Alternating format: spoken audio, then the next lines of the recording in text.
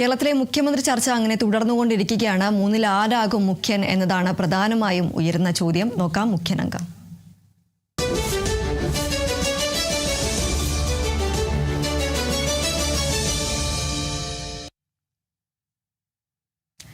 കേരളത്തിലെ മുഖ്യമന്ത്രി പ്രഖ്യാപനം നാളെ ഉണ്ടായേക്കുമെന്നതാണ് സൂചന. വി.ഡി. സതീശൻ, രമേശ് ചെന്നിത്തല, കെ.സി. വേണുഗോപാൽ എന്നീ നേതാക്കളിൽ ആരാകണം മുഖ്യമന്ത്രി എന്നതിൽ രാഹുൽ ഗാന്ധിയും മല്ലികാർജ്ജുൻ ഖാർഗെയും തീരുമാനമെടുക്കും. അതേസമയം നേതാക്കളെ അനുകൂലിച്ചും സംസ്ഥാനത്ത് വ്യാപകമായി സ്ഥാപിച്ചിരുന്ന ഫ്ലെക്സ് ബോർഡുകളും പോസ്റ്ററുകളും നീക്കി. വിവരങ്ങളുമായി ആന്റണി ജിസ്റ്റോർ ചേരുന്നു. ആന്റണി, ഇപ്പോഴും ഈ ഒരു മുഖ്യമന്ത്രി ആരാകും എന്നതിൽ ഒരു തീരുമാനമാകാതിരിക്കുകയാണ്. നാളെ ഒരു പ്രഖ്യാപനം ഉണ്ടാകാനാണ് സൂചന.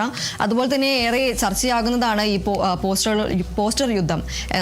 അതിലൊരു തീരുമാനം, അല്ലെങ്കിൽ അത്തരത്തിലൊരു പോസ്റ്റർ സ്ഥാപിച്ചുകൊണ്ട് അല്ലെങ്കിൽ ബാനറുകൾ സ്ഥാപിച്ചുകൊണ്ട് മൂന്ന് പേരെയും അധിക്ഷേപിക്കുന്ന തരത്തിലും അനുകൂലിക്കുന്ന തരത്തിലും പോസ്റ്ററുകളെല്ലാം നീക്കം ചെയ്യണം എന്നൊരു നിർദ്ദേശമുണ്ടായിരുന്നു. ഈ പോസ്റ്ററുകളെല്ലാം നീക്കുന്ന ഒരു സാഹചര്യമാണുള്ളത്. എന്തൊക്കെയാണ് മറ്റു വിവരങ്ങൾ? തീർച്ചയായും ഇന്നലെ നമ്മൾ കണ്ടതാണ്. വൈകുന്നേരം 4 മണി മുതൽ ഏതാണ്ട് 2-3 മണിക്കൂറോളമാണ് ഈ ചർച്ചകൾ നീണ്ടത്. പക്ഷേ ആ ചർച്ചകൾ ഒരു സമവായത്തിന്റെ വഴിയിലേക്ക് എത്തുന്ന സാഹചര്യം ഉണ്ടായില്ല എന്നുള്ളത് തന്നെയാണ് ഏറ്റവും പ്രധാനപ്പെട്ട കാര്യം. മല്ലികാർജ്ജുൻ ഖാർഗെ അതുപോലെ തന്നെ രാഹുൽ ഗാന്ധി, കേരളത്തിലേക്ക് എത്തിയ 2 ഹൈക്കമാൻഡിന്റെ നിരീക്ഷകർ അജയ് മാക്കൻ, മുകുൾ വാസനിക, കേരളത്തിന്റെ ചുമതലയുള്ള AICC general secretary Deepa Das Munshi എന്നിവരൊക്കെയാണ് ഈ യോഗത്തിൽ പങ്കെടുത്തത്.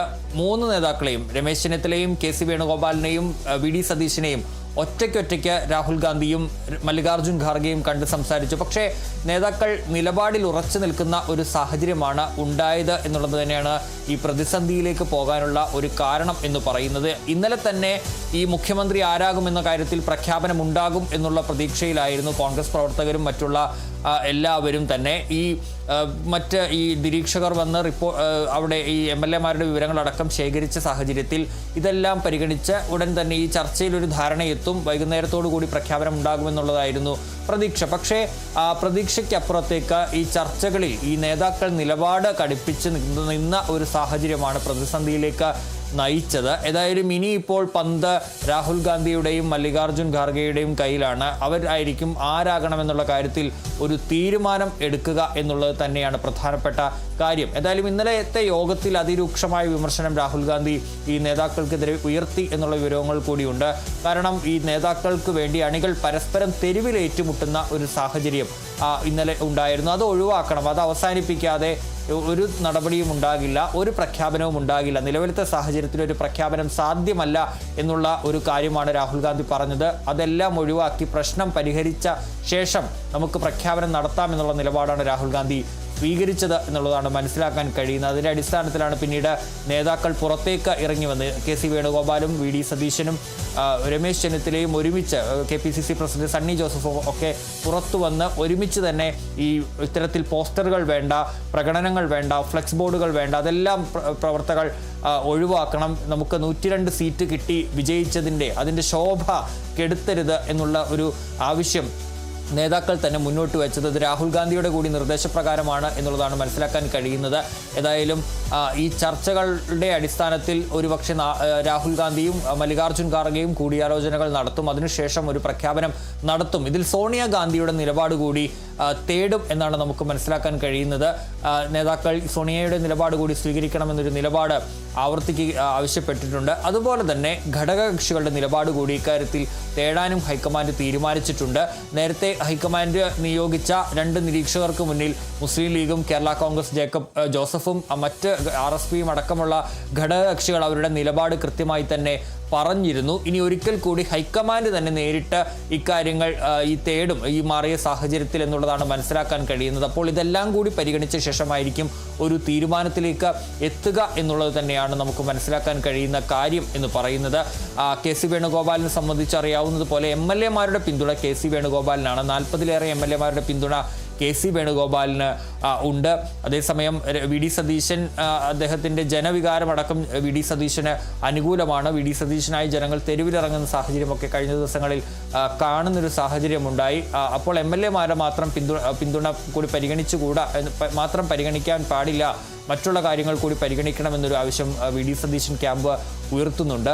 അതുപോലെ തന്നെ രമേശ് ചെന്നിത്തലയെ സംബന്ധിച്ച് താനാണിതിൽ സീനിയർ എന്നുള്ള ഒരു കാര്യമാണ് രമേശ് ചെന്നിത്തല കൂടുതൽ ഏറ്റവും പ്രധാനമായും ഉയർത്തി മുന്നോട്ട് വയ്ക്കുന്ന ഒരു കാര്യം എന്ന് പറയുന്നത്.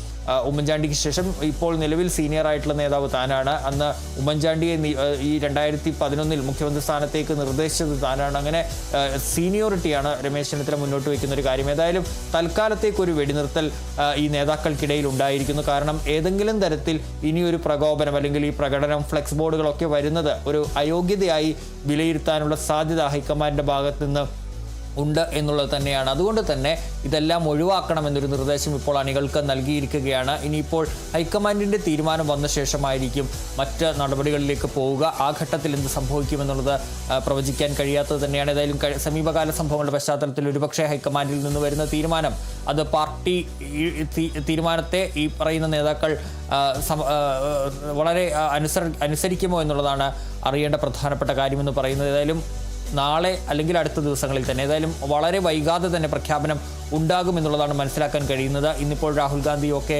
അവിടെ ഇല്ല, അദ്ദേഹമൊക്കെ തമിഴ്നാട്ടിലായിരിക്കും ഉണ്ടാവുക. വൈകുന്നേരത്തോടു കൂടിയായിരിക്കും തിരിച്ചെത്തുക. അപ്പോൾ അതിനൊക്കെ ശേഷമായിരിക്കും ഒരു തീരുമാനം. പക്ഷേ വൈകാതെ പ്രഖ്യാപനം നടത്താൻ തന്നെയാണ് ഹൈക്കമാൻഡും ലക്ഷ്യമിടുന്നത്. കാരണം ഈ കേരളത്തിലെ ലഭിച്ച വിജയത്തിൻ്റെ ശോഭ കെടുത്തുന്ന ഒരു നിലപാടിലേക്ക് പോകേണ്ടതില്ല എന്നുള്ളതാണ് അവരുടെ തീരുമാനം. ഏതായാലും അത് ഉടൻ തന്നെ ഉണ്ടാകും.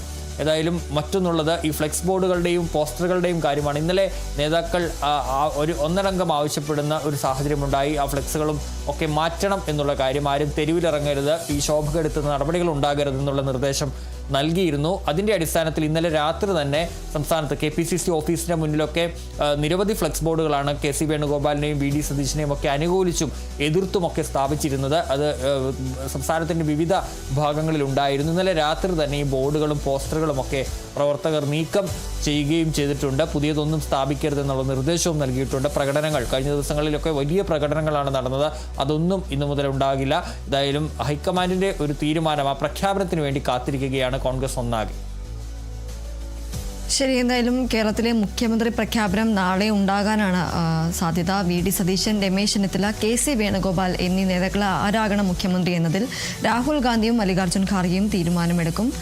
അതുപോലെ തന്നെ നേതാക്കളെ അനുകൂലിച്ചും പ്രതികൂലിച്ചും സംസ്ഥാനത്ത് വ്യാപകമായി സ്ഥാപിച്ചിരുന്ന ഫ്ലെക്സ് ബോർഡുകളും പോസ്റ്ററുകളും നീക്കം ചെയ്തിരിക്കുകയാണ്. ആന്റണി ജോർജാണ് വിവരങ്ങൾ നൽകിയത്.